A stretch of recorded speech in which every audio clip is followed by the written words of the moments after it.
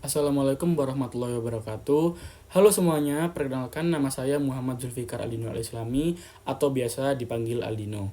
Pada kesempatan kali ini saya akan membahas mengenai evaluasi dan pengendalian dalam manajemen strategis, yaitu upaya menguasai implementasi strategi. Ketika berbicara tentang strategi, banyak orang menganggap bahwa keberhasilan ditentukan oleh seberapa baik sebuah rencana itu dibuat. Namun dalam kenyataannya, strategi yang baik belum tentu menghasilkan keberhasilan apabila tidak dievaluasi dan dikendalikan dengan baik. Oleh karena itu, evaluasi dan pengendalian menjadi bagian penting dalam manajemen strategis karena memastikan bahwa strategi yang telah dirancang benar-benar berjalan sesuai dengan tujuannya. Secara sederhana, evaluasi strategi adalah proses untuk menilai apakah suatu strategi berhasil mencapai target yang telah ditetapkan atau tujuannya seperti di awal. Sementara itu, pengendalian strategi merupakan proses untuk memastikan bahwa pelaksanaan strategi tetap berada pada jalur yang benar dan dapat disesuaikan ketika terjadi perubahan kondisi. Dengan kata lain, evaluasi melihat hasil, sedangkan pengendalian memastikan bahwa prosesnya berjalan dengan baik. Nah, menurut saya inti dari materi ini adalah kemampuan untuk beradaptasi. Lingkungan selalu berubah, baik dalam dunia bisnis maupun hubungan internasional. Karena itu, strategi tidak boleh dianggap sebagai sesuatu yang tetap. Strategi harus terus ditinjau, dievaluasi, dan diperbaiki agar tetap relevan dengan situasi yang dihadapi. Hal ini dapat dilihat dari berbagai studi kasus perusahaan. Goto misalnya, melakukan evaluasi terhadap strategi ekspansinya setelah merger dan kemudian mengubah fokus menuju efisiensi serta profitabilitas.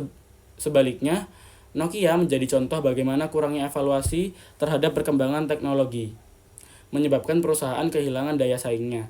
Dari kedua kasus tersebut, kita dapat melihat bahwa keberhasilan maupun kegagalan seringkali ditentukan oleh kemampuan organisasi dalam mengevaluasi dan mengendalikan strateginya.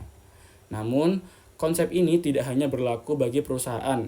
Negara juga menerapkan evaluasi dan pengendalian strategi dalam menjalankan kebijakan nasional maupun hubungan internasional. Sebagai contoh, Indonesia melakukan evaluasi terhadap strategi ekonomi yang selama bertahun-tahun itu bergantung pada ekspor bahan mentah. Hasil evaluasi tersebut melahirkan sebuah kebijakan, yaitu yang sering kita kenal hilirisasi yang bertujuan meningkatkan nilai tambah industri dalam negeri dan memperkuat posisi Indonesia dalam ekonomi global. Nah, kemudian dalam politik luar negeri, evaluasi strategi juga sangat penting. Indonesia melalui prinsip bebas aktif terus menyesuaikan pendekatan diplomatiknya terhadap perubahan dinamika internasional.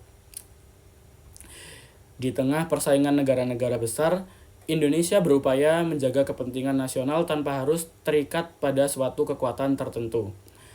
Hal ini menunjukkan bahwa negara, seperti halnya perusahaan, harus terus mengevaluasi strateginya agar tetap relevan dengan lingkungan yang berubah. Dari perspektif kepemimpinan strategis, seorang pemimpin tidak hanya dituntut mampu menyusun strategi yang baik, tetapi juga harus mampu mengevaluasi hasil pelaksanaannya dan mengambil tindakan korektif ketika diperlukan. Pemimpin yang efektif adalah pemimpin yang mampu membaca perubahan lingkungan, memahami tantangan yang muncul, serta berani menyesuaikan strategi demi mencapai tujuan jangka panjang. Menurut saya, pelajaran terpenting dari materi ini adalah bahwa keberhasilan bukan ditentukan oleh siapa yang memiliki strategi sempurna, melainkan oleh siapa yang paling mampu beradaptasi. Baik perusahaan maupun negara akan menghadapi perubahan yang tidak dapat diprediksi. Oleh karena itu, evaluasi dan pengendalian strategi menjadi alat penting untuk memastikan bahwa tujuan tetap dapat dicapai meskipun kondisi terus berubah. Sebagai penutup, evaluasi dan pengendalian strategi bukan sekedar tahap akhir dalam manajemen strategis, melainkan proses yang berlangsung secara terus-menerus. Melalui evaluasi dan pengendalian yang efektif, organisasi maupun negara dapat memperbaiki kelemahan, memanfaatkan peluang, serta mempertahankan keberhasilan dalam menghadapi tantangan yang semakin kompleks. Sekian dari saya, semoga bermanfaat. Mohon maaf bila ada salah kata dan kurangnya. Terima kasih. Wassalamualaikum warahmatullahi wabarakatuh.